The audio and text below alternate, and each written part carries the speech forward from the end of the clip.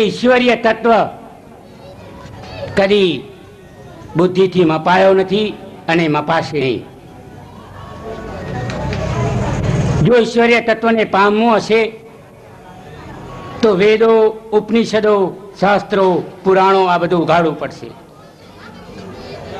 અને આ બધું આપણે ઉઘાડ્યું નથી, માટે આપણે ચારે પ્રકારના દુઃખોથી ઘેરાયેલા સતત રહ્યા કરીએ છીએ.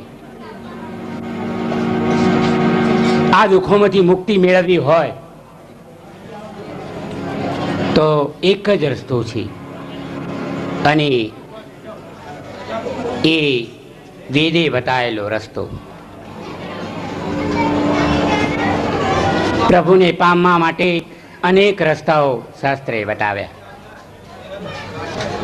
પરંતુ આ જે રસ્તાઓ બતાવવામાં આવ્યા છે એમાં સૌથી સરળ રસ્તો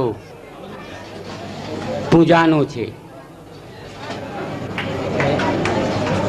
ભક્તિ, ભજન, સ્મરણ, મંત્ર જાપ અનેક ક્રિયાઓ છે,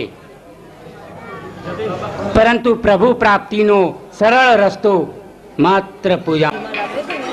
તો ફરી હાથમાં જળ લઈ લો, ચોખ્ખું જળ લઈ લો ફરીવાર, અને જમીન ઉપર જે થોડીક માટી એમાં ભેળવો. આપણે અત્યારે તો કેમિકલ સાબુ આવી ગયા એટલે મૃત્તિકા સ્નાન આપણે છોડી દીધું, પરંતુ આપણા ઋષિ મુનિઓએ જુઓ કે એક જીવાત્માની કેટલી કાળજી રાખી છે, પરંતુ આપણે રુચિ સંસ્કૃતિને લેશ માત્ર જોઈ નથી. તો એને બતાવ્યું કે મૃત્તિકા સ્નાન દ્વારા શરીરના ચામડીના રોગો દૂર થાય છે, તો આપણે મૃત્તિકા સ્નાન કરીએ છીએ.